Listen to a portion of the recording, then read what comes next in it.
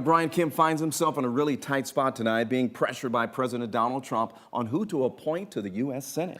There are even reports of a secret meeting between the two that quickly turned tense. Ryan Kruger has the latest on the political fallout. I think Brian's going to do very well. Few people know the power of a Donald Trump endorsement more than Governor Brian Kemp.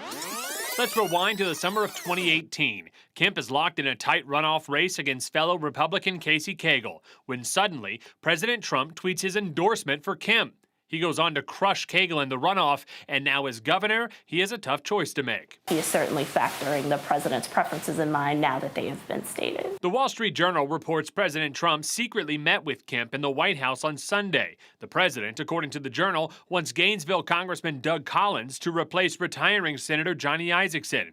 Kemp reportedly wants Kelly Loeffler, who, according to the Journal, was with Kemp on Sunday. This is a travesty. Collins has become a leading Republican voice in the House, speaking out against the impeachment investigation. If he's appointed to the Senate, the president gains a strong ally as a juror. Loeffler is the co-owner of the WNBA team, the Atlanta Dream. Records show she's donated to both Republicans and Democrats. Governor Kemp has taken a long time. He's been very deliberate and actually very creative in terms of how he's done this. And while that makes it really interesting to somebody like me who studies this for a living, for those who practice politics, I can imagine how frustrating that is.